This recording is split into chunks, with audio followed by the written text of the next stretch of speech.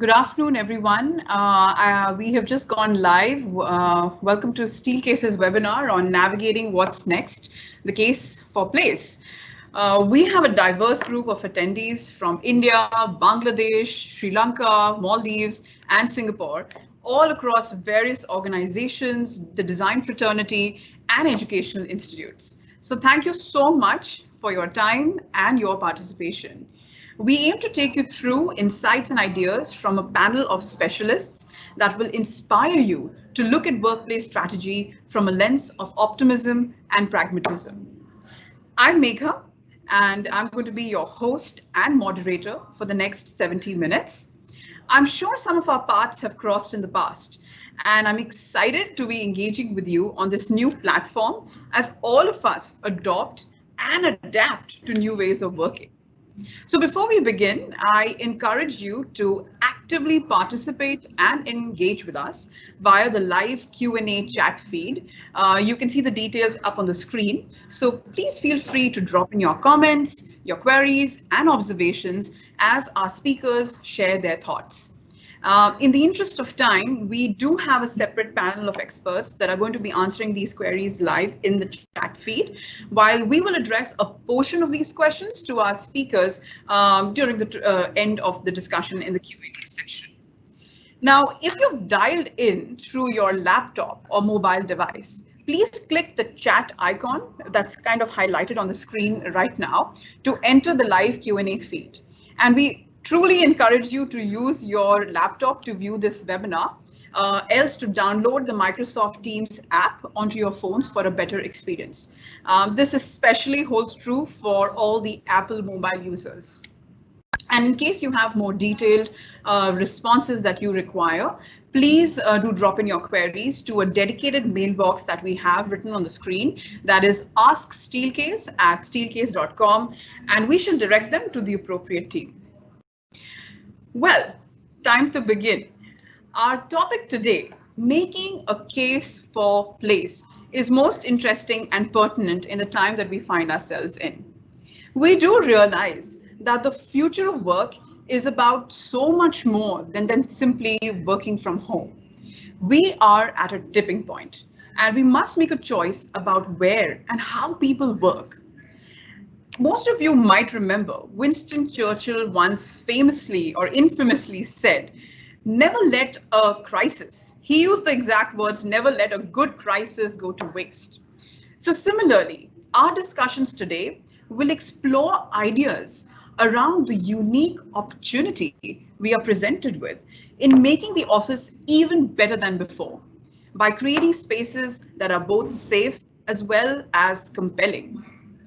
So on that note, I'm going to invite our first speaker, Mr. Praveen Rawal. Now, Praveen is the Managing Director of Steelcase India. And for most of us, his name is synonymous with Steelcase India. He has spearheaded the business and grown it by leaps and bounds for the past 16 years with an equally passionate team by his side. Praveen's role has grown to handle larger responsibilities across the Asia Pacific, and I invite him today to share his thoughts on the industry pulse and going beyond the obvious. So Praveen, over to you, please.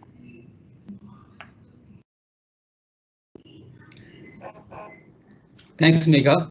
That was a glowing introduction. Thank you. I want to remain humble. I think it's been a team effort growing Steelcase and its knowledge across the country and across Asia Pacific and across the globe. Last 15, 16 years. Hi, friends. I would prefer to call you all freelancers. You've all been freelancers for the last 4 months, working from home and doing stuff the way you want to do stuff. We've had the maximum liberty, most pluralism, all the trust in the world to work from home. And I think we've all enjoyed it. We've all sort of regaled it in the first few days and weeks. And as we approach now 4 months of closure and lockdowns across the country and across the nations, I think we can very clearly see ennui set down. There's monotony setting in, the brain is getting bored. The brain needs stimulants for us to be energized all the time. So I call you freelancers because there was huge trust that the organizations had on us. data privacy norms were maintained and respected across nations, and I think we came off it being efficient. But what does the future hold for us? Very clearly at Steelcase, we study not only the now, but the near and the far. So whatever we speak today is going to be related to the near and far. The now is very momentary, changes every minute and changes every second. And we have a new research coming out every single day that might get us a bias. So we want to keep you all away from the conformity bias, from the balancing bias, from all of those biases that impact us in life. And there's going to be a new status quo possibly in the 18 months from now. So I want to take you all to the status quo bias 18 months out. Genetically, we have all wired to need one another. We want our offices to open because it's been 4 months now and we want to meet our colleagues very clearly. I think the buddy at work works very well for all of us. In all the studies that we've been seeing, researching, the latest that came out was Street Start, which talks about generations. We thought the Gen Y and the Gen X was most adaptable to be adaptable to the new places of work, to the third place of work, but very clearly they are the ones who are struggling the most at this point in time working from home. They want to meet their colleagues, they want to get to offices, they surely want new places to work, but that's not the place to work. So we are finding the Gen Y and the millennials struggle at work at this point in time. The company is Smart Street. The other thing is about belonging. I think very clearly, I think organizations have been doing a great job in trying to keep people engaged. But very clearly, we were talking about 6 months back about the intersection of the digital and the physical. We were trying to get smart working spaces. We were trying to get the rooms to be a team member in all our engagements. And suddenly all of that seems to have changed. Suddenly we're talking about the intersection of the digital with the virtual. Suddenly what's happened is that the real estate space actually has gone up rather than gone down, because virtually we have pushed upon the spaces at home. So virtually we've created and added on more real estate space because we've taken away a space in home to add to the real estate space of the organizations. It's a very challenging paradigm right now. When we are doing layouts now, landscapes now across India on big jobs and campus jobs on head offices, we're very clearly seeing companies take a normal route. So we always get asked, what is the new normal? If I was supposed to share data with you from our SRN teams based in India and Kuala Lumpur, it's very clearly the same layouts coming out every single landscape. What's changing very clearly is that the unassigned spaces are going up, the assigned spaces are going down. We are trying to morph spaces which are cafe spaces and meeting room spaces. We don't know meeting spaces should have 8-seaters or 6-seaters or 4-seaters. So those are the challenges that we're seeing across in India at this point, and I'm sure it is also happening in markets like Manila and Singapore and China, and we're seeing those changes happen, but not too much in terms of compromises on density. Density is holding tight, which means people are looking at the new normal and saying, it sounds romantic talking about work from home. It's good PR, but you know what? Once the vaccine is out, we will talk about the near. People would want to get back to the offices because we are genetically wired to meet each other, to want each other, to share ideas. We've also seen and talked about collaboration. For collaboration, we need to get to offices, but very clearly, where do we do concentrated work? At home? I think the amount of background noise that we've been monitoring is terrific, leading to a lot of stress hormones, leading to production of a lot of cortisols that actually impact adversely creative work.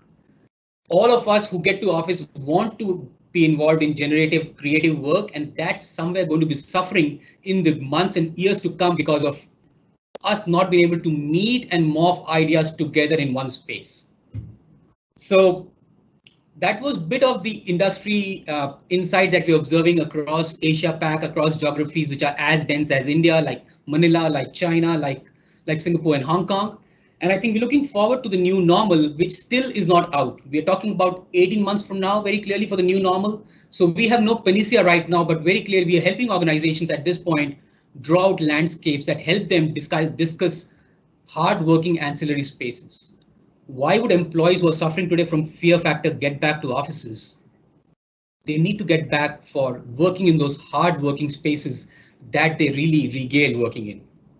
So I will try to summarize this by saying this, that the future holds a promise.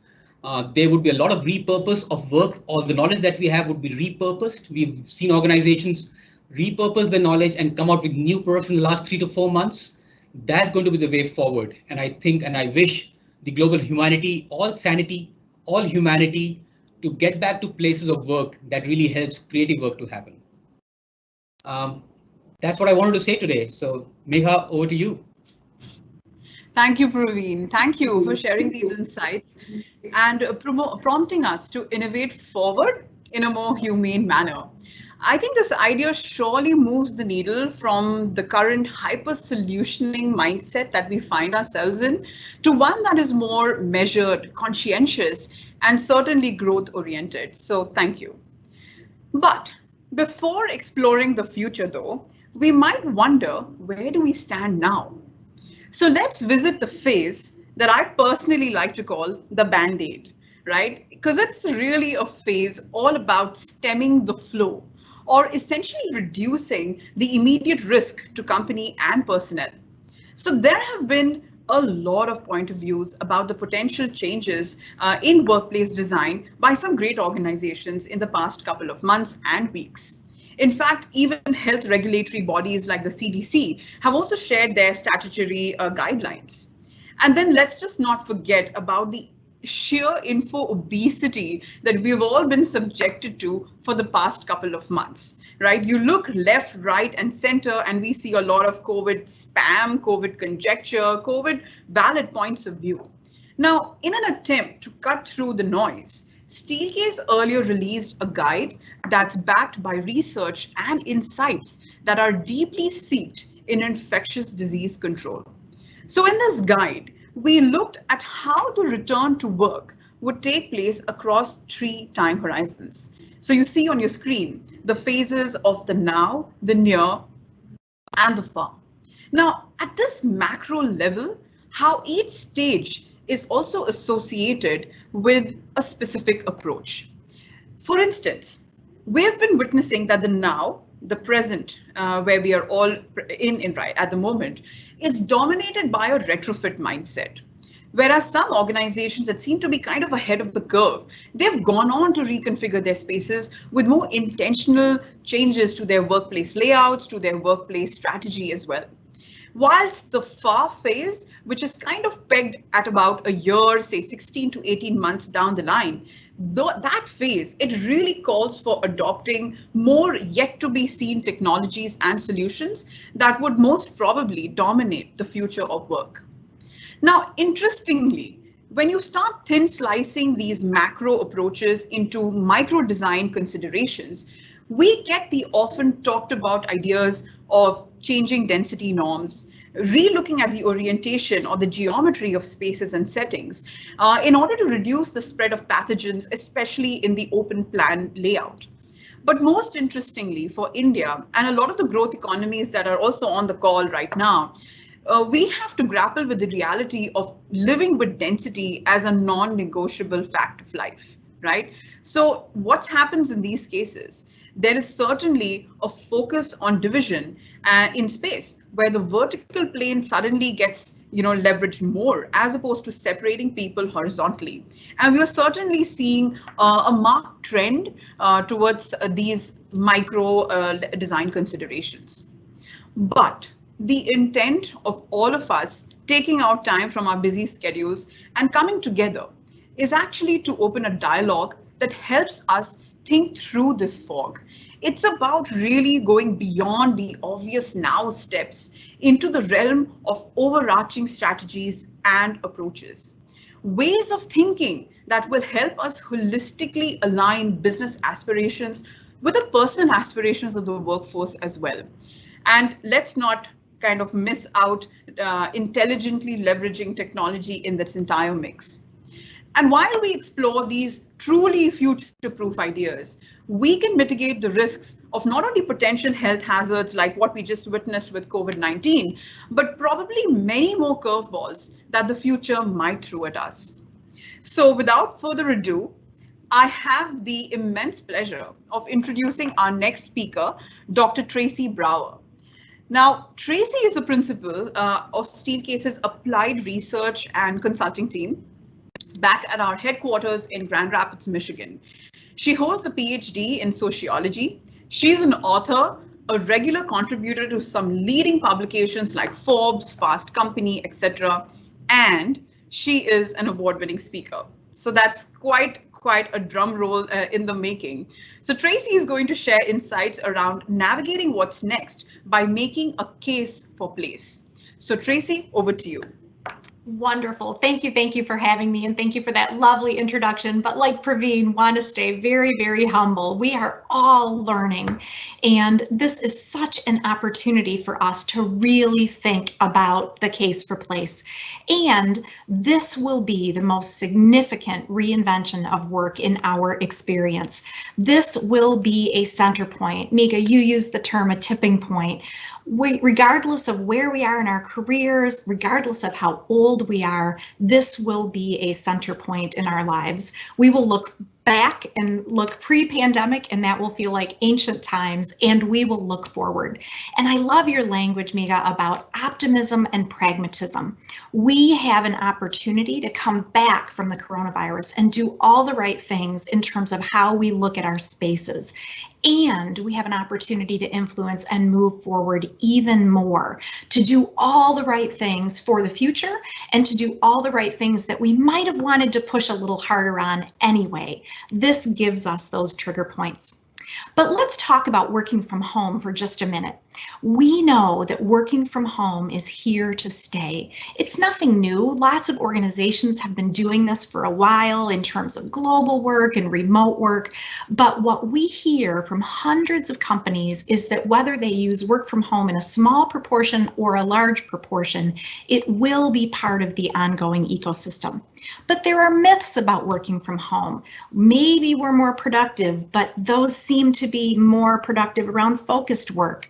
Maybe we love the work-life balance or the work-life fulfillment that comes from working at home, but we crave to be back with people, as Praveen mentioned. Ultimately, this is not an either or. We may continue to work from home to some extent, but we absolutely know that the office cannot go away. It offers us immense benefits and really, really critical things that we must make a case for place. So let's talk about one of the primary reasons that the office cannot go away and that we want to make this case for place. And that is all about innovation. Innovation comes from the edges. It comes less typically from those who are steeped in our discipline or who are super experts in our discipline, and it can come from people who bring an objective point of view. It's about bringing disparate points of view together, and it's about the fast flow of ideas. This is running into people in the work cafe who have a new idea, then running into somebody in the elevator lobby who has another idea, and then being in your project meeting and bringing those together in a really new way, connecting those disparate ideas and connecting with the people who bring all of those ideas and being able to build quickly. That is something that we absolutely need to do in the office. And there are spatial implications of this. One of the key things is that we know that proximity and collaboration must be well supported. Sociologically speaking, proximity is the #1 determinant of relationships. The people that we see most are the people with whom we have the closest, most trusting relationships typically, and we tend to build relationships based on that proximity. So space that supports collaborative technology, that has whiteboards, that has mobile power, that has all of the things that bring us together in order to further our ideas is really, really critical. And there's another element of our case for place. That is all about talent and engagement. You've heard this before, and it has never been more true. When people work from home, there tends to be more brain drain.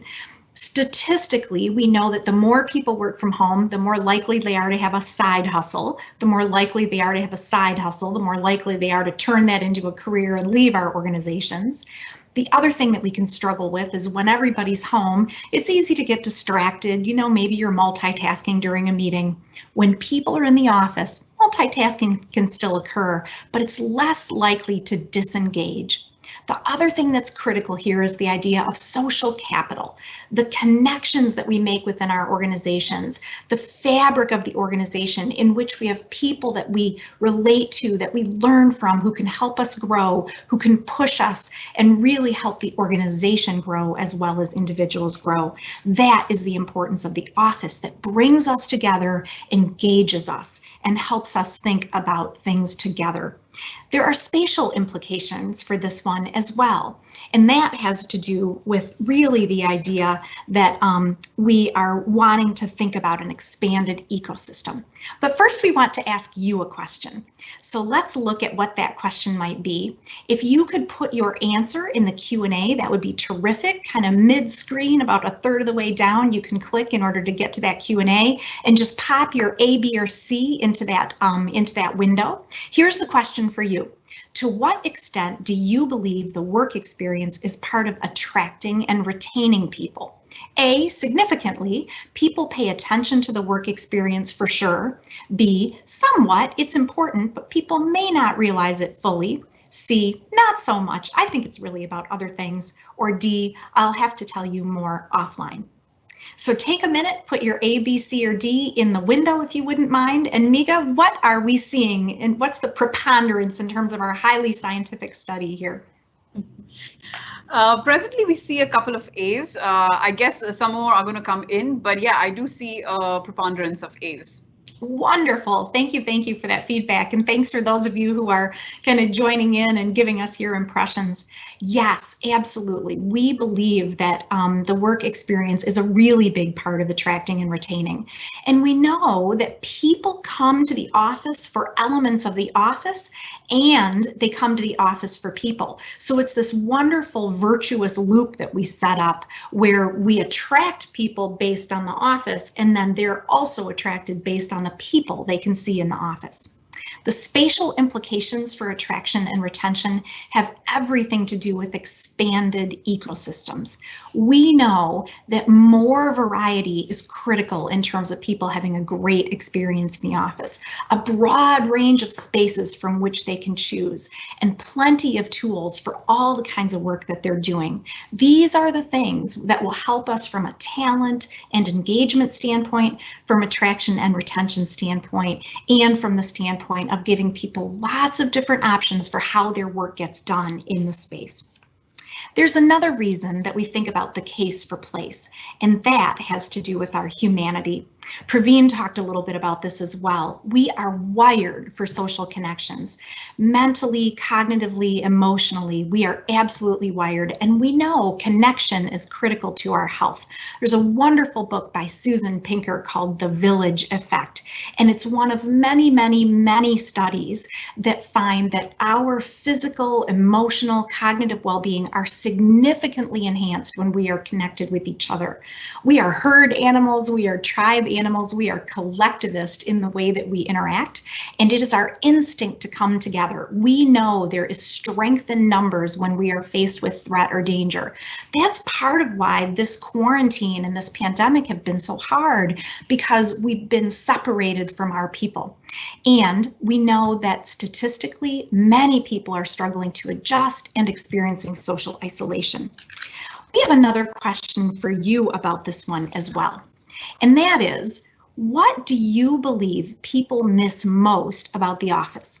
A, other people, B, the technology, C, getting out of the house, D, something else. Feel free to do a write-in on that one if you'd like, or E, not a lot, honestly. So if you don't mind going ahead and putting your answer into the Q&A, that would be terrific. I've primed you a little bit in terms of what we've shared so far, but we really, really would love to hear your perspectives on why you think people are missing the office most. Megha, how are we doing on this one? Well, we got an interesting smattering of A's, and someone said that A, especially for millennials and the iGen. Yeah, we have a couple of C's as well. Okay, beautiful, awesome. You know, I absolutely agree that it is so much about other people. There's so much we can do from home. We can eat at home, we can work out at home, we can work from home, we can do our Zoom happy hours, but just because we can doesn't mean we should. We want those connections with other people. There is something about getting out of the house. Praveen talked too about the stimulation that we need. There's a neuroscientist who says after all of our evolutionary psychology, we are so desperately bored and we need the variety and the stimulation that come from getting out of the house. But really, it's so much about other people as well.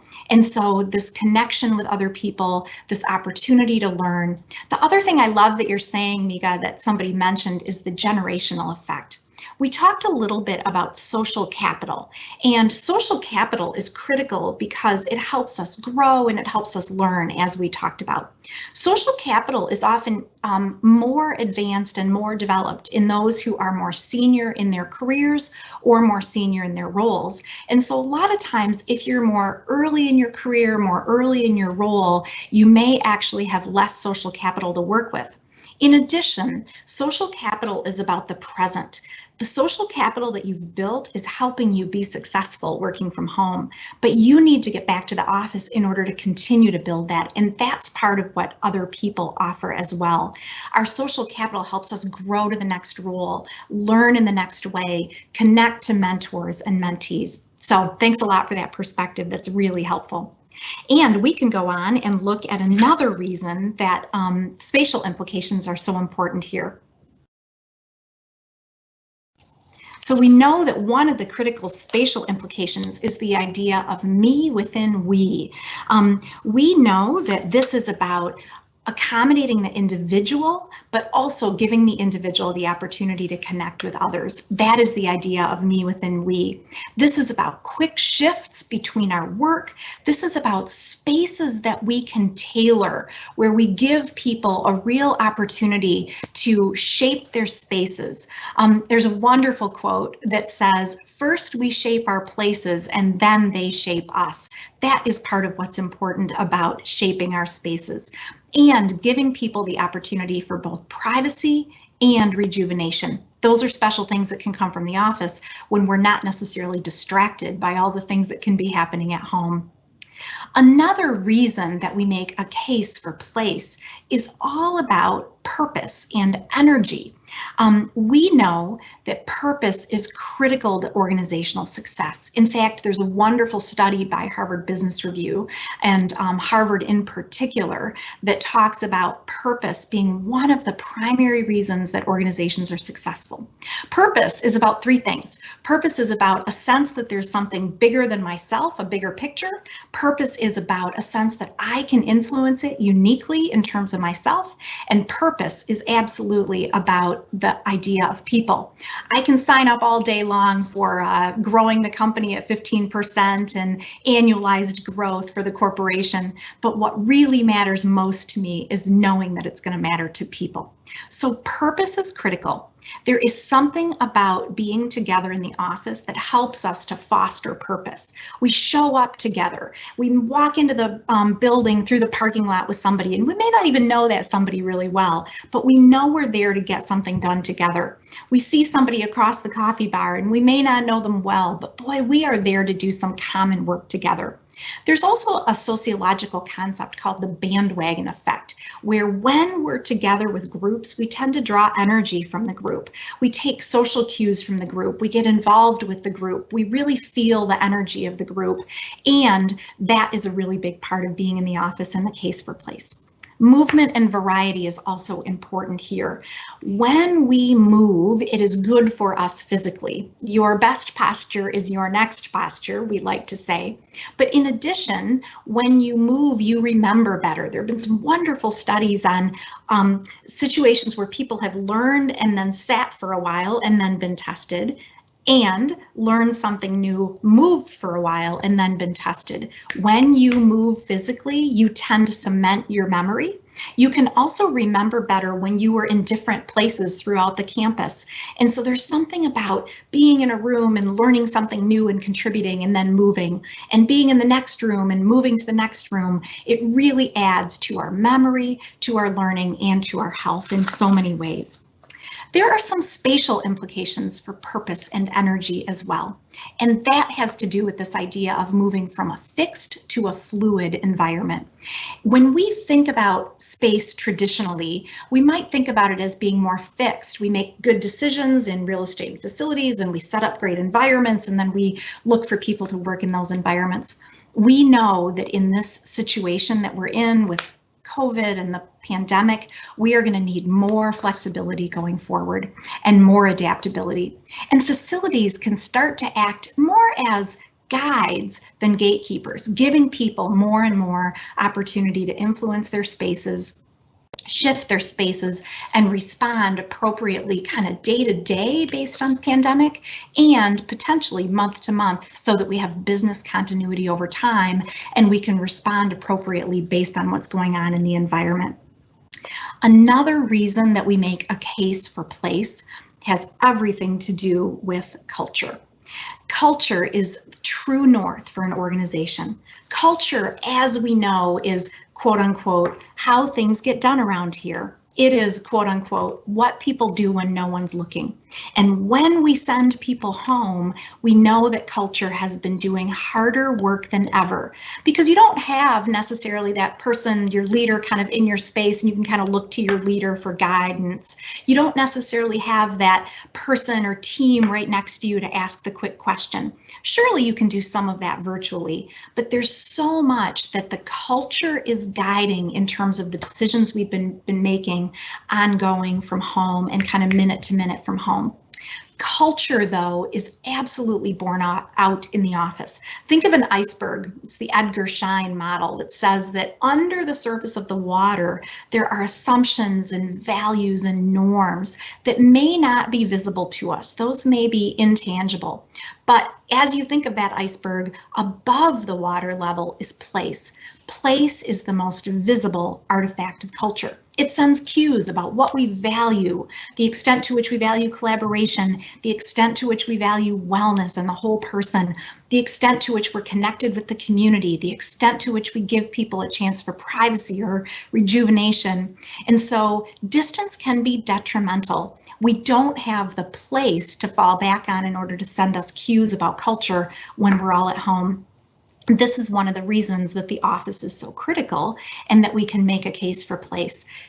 The culture is born out in the place, and the place helps foster culture, motivate culture, and send us very, very powerful cues about culture. Let's talk about the spatial implications for culture. Those have everything to do with merging the digital and the physical. We need both. We absolutely know we can do so much digitally, we can do so much virtually, and thank goodness for technology in the last 4 months or so.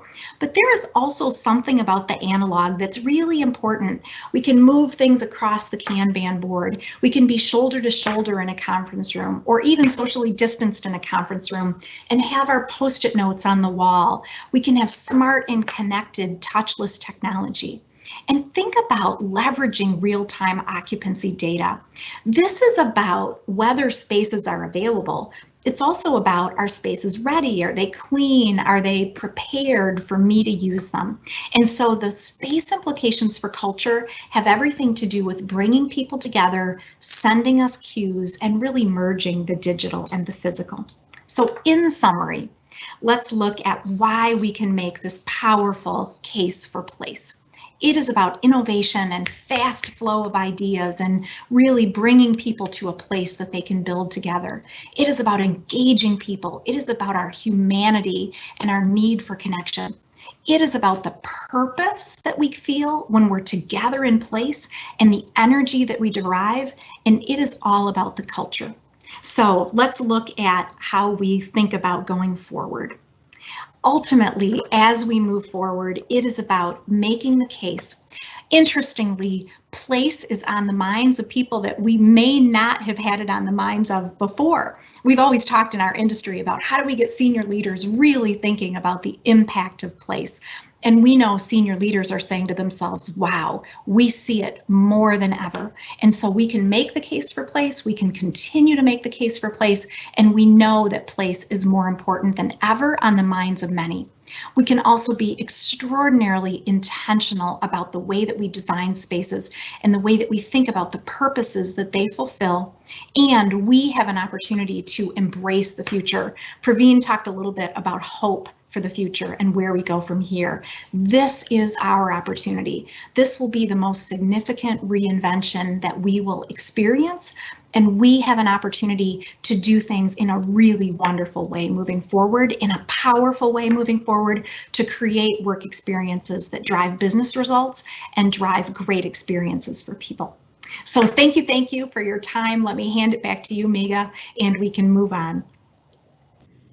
Tracy, thank you. Thank you for sharing such profound thoughts around why the office is here to stay and how the future of work can be made more human-centric by supporting certain behaviors in space. It was absolutely sublime, so thank you. Just to remind the entire audience, if you have any questions for Tracy, do drop them into the live chat and we'll try to address as many as we can during the Q&A. All right, then, moving on. Here's a switch and here's a thought.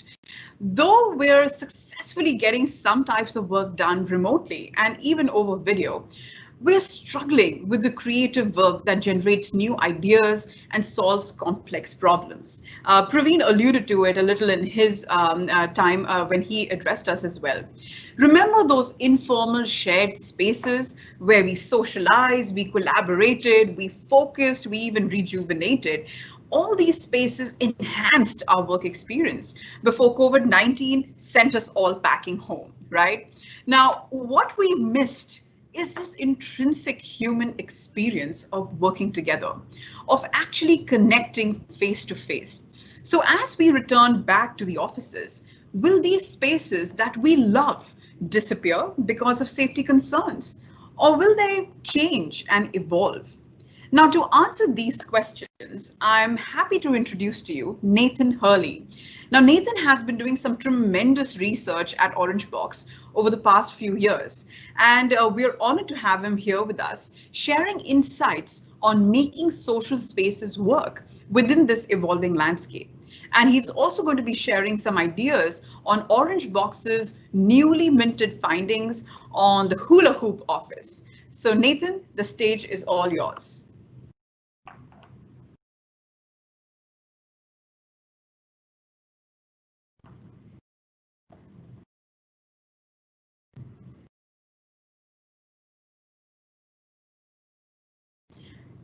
Nathan, I'm just jumping in. We can't hear you, so in case you're on mute, you might want to unmute yourself. Apologies about that, everyone.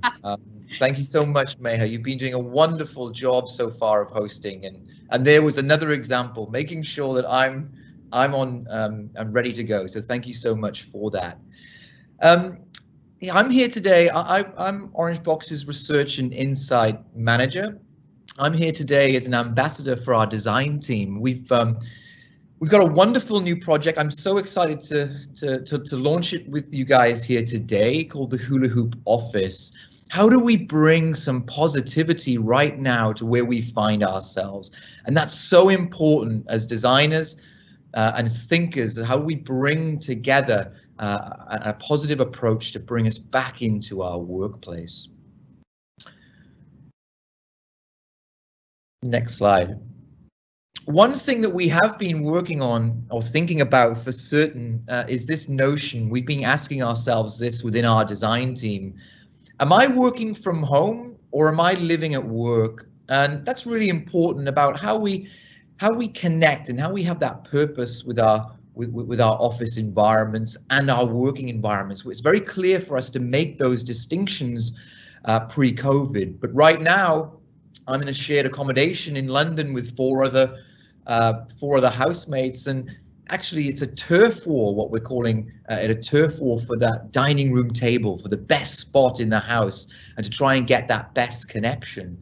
At the moment, we're elongating our working lives. I have emails coming in at 9 p.m. at night, and right now these questions are really just down to the circumstances that you would find yourself in, and the positive approach that you might take when you move back into workplace.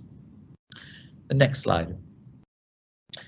One thing that is really important, and something that we've noticed with our clients here in Europe, is that there's been a lot of redaction, and it's been necessary for that to happen. But we've been reducing the value from our spaces, and that's with a heavy heart, because we've been on a wonderful journey over the last few decades of adding in some wonderful value and some wellness strategies that are really connecting our team members and driving innovation within our spaces. And so that wonderful coffee machine and the free fruit and the gym and the showers so that we can all cycle to work, and all of that collaborative typologies that make our spaces so harmonious have all been redacted from their spaces. So how, as an organization at Orangebox, a design team, can we start to add some of that value back into our space? As Praveen really neatly outlined, we are in a pre-vaccine phase right now, the here and the near, and there are some necessities which I'm going to showcase within the Hula Hoop office. For us, the Hula Hoop office is an open source project, and I think that's what we need to, the approach we need to take within the here and the near. We're constantly learning, we're constantly wanting to bring new ideas to our table, so I'm going to be discussing some of those at the moment. But really, for us at Orangebox, where we see opportunity is actually in the medium to longer term. That's where we can reshape our clients' workplace strategy. That's so important for us.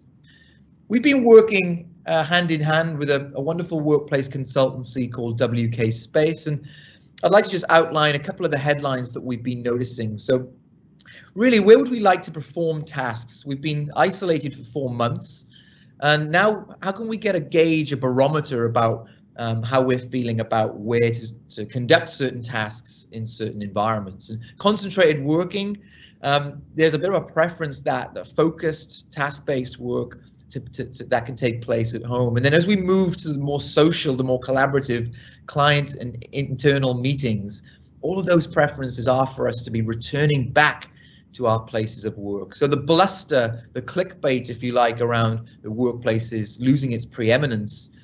We certainly are not subscribing to that at Orangebox or at Steelcase. One thing we are absolutely certain about, and is a real anchor for the Hula Hoop office, is this notion of the behavioral contract. I'm going to have a behavioral contract with Orangebox. A partner of mine may have a behavioral contract with their employer. Our children will have behavioral contracts with universities, schools, and of course we all have one with our supermarkets and our cinemas.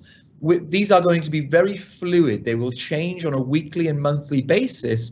And so what we want to do is actually lower anxiety when that change comes about, when occupancy rates start to creep up, as we go from 10%, 30%, 60% in our skyscrapers and campuses. We want to create a vehicle in which we can deliver a positive message through this behavioral contract. That's really important that we do that. And a wonderful way in which we think at Orangebox we can wrap that behavioral contract is this idea of notion of the hula hoop. So everybody can imagine that as we walk into our buildings, as we move around our spaces, that we're all hula hooping. We're all using this device to adhere to and memorize our social distancing measures. And that's a wonderful way in which we can capture a new spirit as we move forward into moving back into our environments. And the hula hoop's a wonderful device. Across the United States in the late 50s and early 60s, it was a wonderful social leveler in ballet studios, in discotheques, and in school playgrounds. It bound people across a spectrum of society, and that's exactly what we're going to need to see together. Everyone from our CEOs to our graduate designers are going to need to buy into this together.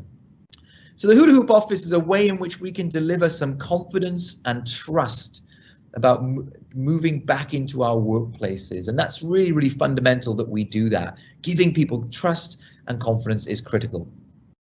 Next slide. And one of our largest financial clients here in the United Kingdom has already embraced the hula hoop office. And so we've outlined 10 recommendations that aims to help with lowering that anxiety as we see occupancy rates start to rise across their buildings and their spaces. The first one is actually all about thinking about yourself. When we board that airplane and the safety precaution, put your mask on before helping others. That's really important. That's a fundamental component of the hula hoop office. Then the next recommendation outlines that this here is a team game. What we don't want is fractions, mistrust. For us, when we're in an environment engaging in this hula hoop notion, what we need is cohesion. We need everybody to be moving in the same direction.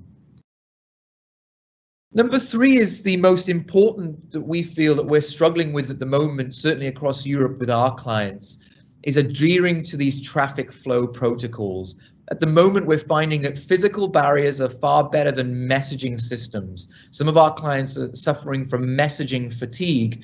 And so how do we create efficient traffic flow? That's really important that we do that efficiently, but also not at the sort of victim of serendipitous connections. And that's a really hard balance to strike.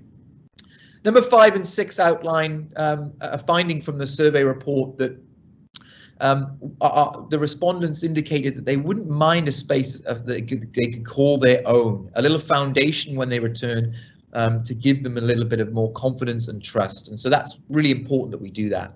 Number 7, 8, 9, and 10, talking about, of course, washing hands, wearing face masks, carrying tissues, and having a clean desk policy. Those are a little bit more rudimental and a little bit more part of our psyche already.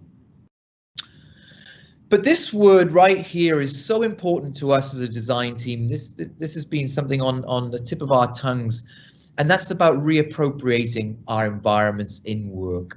So the respondents of that survey, for example, are telling us that we're eager to come back to our workspaces to connect with our colleagues. I want to collaborate, and that's the only reason I may go into the office moving forward.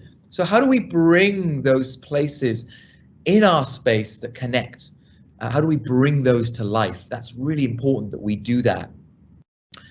We subscribe to something at Orangebox, and I know that Steelcase also do, called the 3 Ps, and this also comes from the Harvard Business Review that Tracy already mentioned, and that's proximity, privacy, and permission. These 3 components are absolutely critical for a high-performing workplace. And the last one here is important that we all think about, and that's permission. How do we now strike the balance that allowing people to be transient around our spaces, have the ability to move around with freedom, but also how do we give them the confidence that actually they've got control over their environments and their spaces in regards to COVID. So striking that balance, what we want is serendipitous connections, but we also need to make sure that everybody is, of course, is safe. And so within this open source project, Orangebox have identified a few opportunities that actually might drive some of that confidence and trust in moving people back to our spaces. So the idea of the personal work mat, that I can either be controlled by our facilities teams, or that you as an individual can create a foundation and a base for you to move around. And also similarly the personal hood, an idea that gives other people in our spaces a signal that says I'm engaged in this behavioral contract. That's really important. The little lollipop messages here are also a nice idea that form the antithesis of the crime scene tape that we so often see at the moment in our spaces. A great light touch way to deliver those messages. And also another couple of ideas that fall within the hula hoop office, and I think the most prominent in giving us, our teams, more confidence to move back and use these collaborative spaces are these upholstery covers. They designate where people can be sat at our collaborative systems, and that's a great way in which we can avoid the awkward scenario of maybe somebody sitting too close to you. What a great way in which we can adapt and reappropriate our spaces to get those spaces alive and kicking once again. And so over the course of the next 5 or 6 slides, our design team have done a wonderful have worked really hard actually in outlining and creating renders where actually, how can we start to visualize what the hula hoop office starts to look like? How do all of those accessories and tools start to help? As a design team, we're very much expecting acoustics, noise pollution to increase as the increase in headphones and video conferencing, of course, will rise. And so there are certain typologies across these slides that are going to really help with that, whether that be focus booths, individual pods, or high back screens. That's really important that we give people, of course, that privacy that they're going to need across their floor plate. But also, as a counter to that, actually creating low back environments for clear sight lines are incredibly important. Not surprising people or tapping them on the shoulder is important. Learning, are our environments in the future going to be surrounded or kind of based on the clubhouse, or are they going to be based on the library? Places where we can learn, places where we can connect. And so how do we reappropriate that, our environments? That's really important, that we create these spaces through the guise and through the prism of the hula hoop so that people can have a great spirit when they walk into the space. And that's what this project is all about, capturing the hearts and the minds of our team members, and so that they can migrate back to our environments with more confidence. That's really, really important. Another program that we've been working on at Orangebox is a brand new product that we're launching globally called Woods.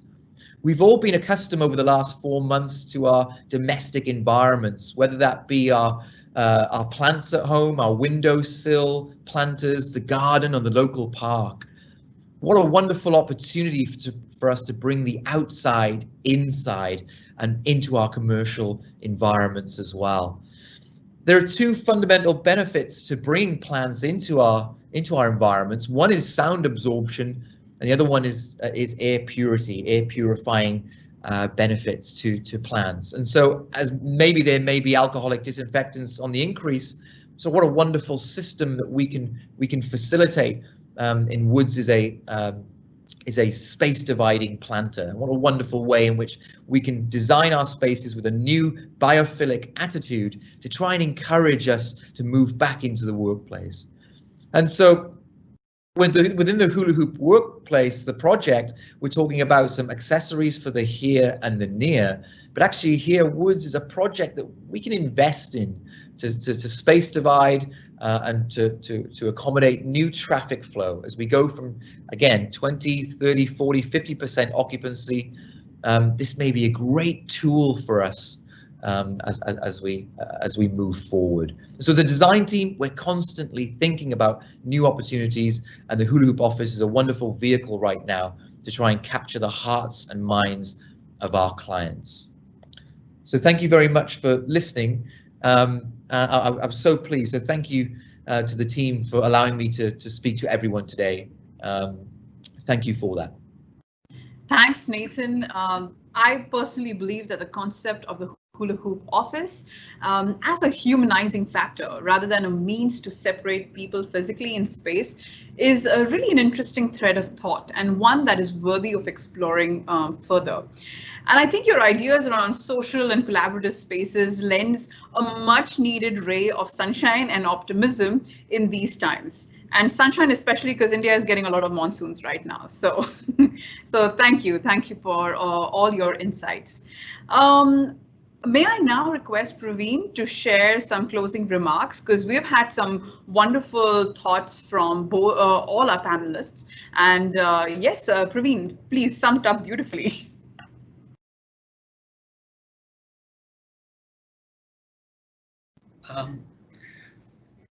I am unmuted. Absolutely, yes. Great thoughts. I was almost enjoying it till it came to an end with Nathan. So this was a dream run. Thank you. I think great concepts. I'll start with Nathan, actually concatenating the hula hoop concept with social distancing in such a beautiful manner. Absolutely was delightful. The 10 recommendations that you made about keeping safe absolutely resonate well with us. The 3 P's around proximity, privacy, and permission. Absolutely. As we talk more about the palette of place, posture, and presence, I think these resonate so well with what we've been working for and what every organization has been investing in for the last 10 years. Finally, getting to a point of saying we need to intersect the digital and the virtual, the digital and the physical resonates so well with what was presented just now. So thank you, Nathan. Very well. Tracy, absolutely delight to listening to you. We heard about the village effect and how first we shape spaces and then they shape us. This is absolutely the way we see employees. We have seen employees, Tracy, across India and across all these geographies in Asia Pac design their workplaces, and then they get really motivated by the workplaces to the point that we've seen people getting really real plants and money plants so that their workplace is prosperous and lives with them sempiternally all through the world and all through the time. So very nice about multitasking. Absolutely believe you, and I think Smart Street, what they found out very clearly was that the millennials and the Gen Yers were getting tired of working from home. And we spoke about it for the last 10 years that they were most adaptable. Looks like they are like all of us. They get tired, they get monotonous working at home, and they want to get to the offices, to their workplaces to share thoughts to whatever they've been sort of Googling, tweeting, whatever over the last so many days. So pretty interesting. Yeah, very interesting. Megha, you're talking about info obesity. Absolutely. I think reading about data and thinking about, I just want to leave some thoughts here with the audience. How can we treat data as a product? Treating data as a product is very interesting because that's how data exchanges could really help us bridge the gap in technology, in information and ideas. Keeping ideas and data within the silos of organization and institutions would not lead to leapfrogging and finding solutions that we are today grappling with. Had there been a data exchange, it would have really helped us get through and possibly find a vaccine much earlier. So absolutely, I think want to leave some thoughts from listening to all our panelists about how can we use technology as a co-worker and how can we use our rooms as a team player, because we're talking about brain sciences, we're talking about neural pathways, we're talking about how psychological and philosophical statements can be sort of captured, how space can be captured to design spaces. So we have a lot of project manager friends on this call. We have architects, we have designers, we have customers, and they're all designing the new places because they all have to go back and talk about morphability of spaces. The one word that I learned in this industry was about morphability. How can we morph our spaces so that they can meet the requirements of both the generations that work, right from the baby boomers to the X to the Y to the millennials to the Gen Z, and how can they be changed based on the amount of work and quantum of work that comes to organizations for them to tackle. So huge learning for me personally also. So thank you, Nathan. Thanks, Tracy, and thanks, Megha, for giving me this opportunity of sort of wrapping up. It was absolutely concatenating everything that we've been hearing, that we've been listening, that we've been reading, that works well for us. So over to you, Megha. Well, I couldn't possibly top that summary, Praveen. Thank you. And on that note, we're ready for our Q&A discussion with our panelists. So we'll be taking questions that have been featured in the audience live chat box, as well as some of the questions that have been emailed to us as well. So Tracy, I'm going to be doing the honors and with you with the first question. All right, so this is around work from home, right? So the question is, then how do you see the entire work from home phenomenon evolving once the more contextual challenges are removed from the equation? Probably like the global pandemic abates, we enter a post-vaccine world, maybe childcare returns to normal levels. Yeah.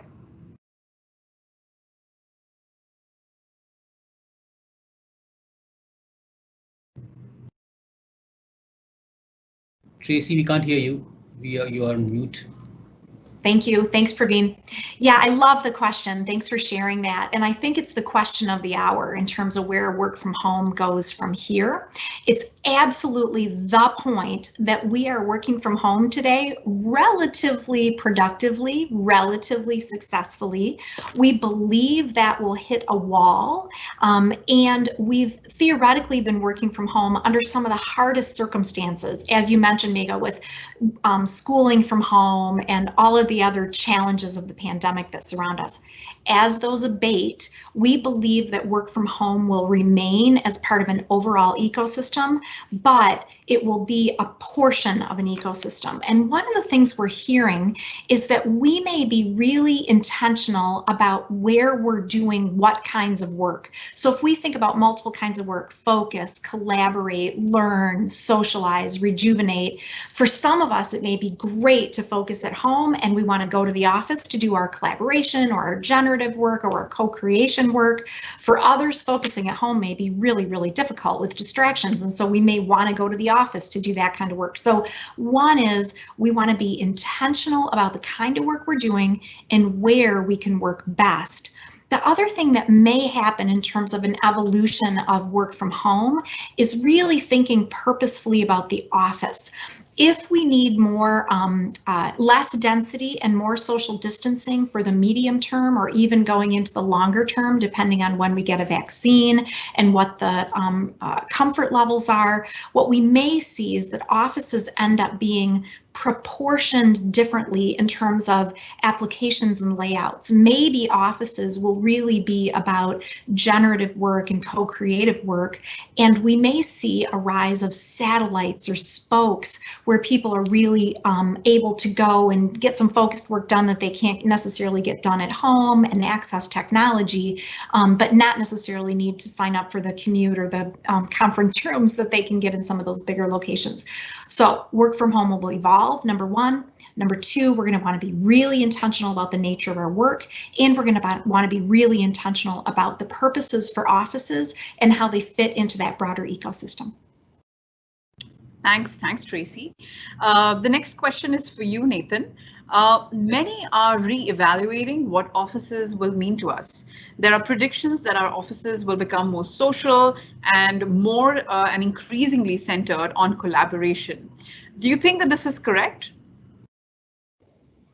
Absolutely. I couldn't agree more with that statement. And that's certainly what we're seeing from our A&D community here in Europe.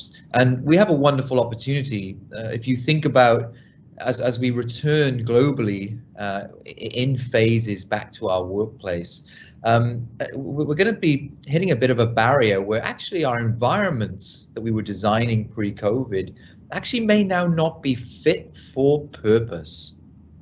And so as we move forward, there's wonderful opportunity for us all as space designers to start to understand the challenges that we now face and where we can do our work appropriately. And I think the workplace is going to become either one or two things, or an amalgamation of both, hopefully.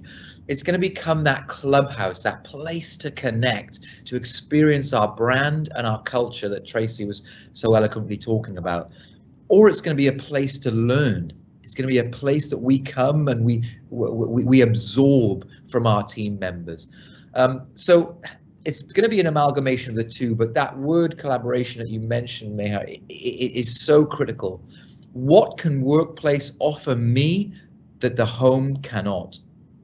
And that's really, really important, is that word collaboration. So we're going to see some wonderful new projects spurning out of this, and that's going to be fantastic to see for Orangebox and Steelcase. Thanks, Nathan. Praveen, the next question is for you. What is the long-term view on density at the workplace? Is it possible for businesses, especially in the Indian context, to remain sustainable while promoting de-densification? I think the developers, the real estate owners, and the companies and organizations need to come together. It is not something that can be done by organizations isolated because they have cost constraints, but I think all of them need to come together to understand the social distancing norms that are going to be now in place for a long time. So I think putting their heads together, working in unison as one common platform would help organizations, developers, real estate people, builders, all of them to achieve the goals of lowering density. Because what we've been following right now, I think across India, we hear about 1.6 times a desk gets used around the day. 1.6 times, 1.67 has been the density quotient. I think that has to go down, and it would take some time for it to go down. But I'm sure, I think with the last 4 months, with us coming to a standstill, all 4 components of the business would come together to find a rational bearing to making it more amenable for cost structures with all of them. Sure. Thanks. Tracy, the next one's for you. Does anyone think that we will have pre-COVID conditions in about 18 months to 2 years? And should that be considered while making any changes to the workplace today? Yeah, I think that one of the things that we've learned from this situation is that we probably shouldn't count on anything being static going forward. And so the question of, wow, how long will our pre-COVID conditions last? I think it's a really helpful framework to think about a pre-vaccine and a post-vaccine world. And I think we want to think about choice in 4 ways. 1, the choice of whether people come back, how much they come back, and in what ways they come back, because coming back will be very personal in terms of comfort with my own health, comfort with those I care about, comfort with those I come into contact with. So that's one element of choice. Another element of choice is when people get back in the short term, will they really be able to move their space themselves? Will there be a level of user control of the space so that they can really kind of make the space their own and adapt the space based on their needs and the needs of their team? Another level of choice and flexibility is kind of the ability for facilities or real estate teams to make shifts along the way. So today we may need a certain level of social distancing. Tomorrow we may need a slightly different level of social distancing, and the next day, figuratively speaking. So we need that flexibility on the floor plate in the short term. And then I think the long-term question post-vaccine is, how do we maintain flexibility on the floor plate? How do we maintain flexibility in our applications that allows for business continuity when the next thing happens? Maybe nothing else will happen. Maybe we'll get post-vaccine and everything will get back to the way it used to be, or it'll be even better and we'll never see another blip. That's probably doubtful. So we need to think about how can the workplace respond and really adapt for whatever that next thing might be, whether it's a pandemic or a business continuity change of another kind. And so I think that we can imagine a world going forward that is post-COVID or post-vaccine is maybe a good way to put it.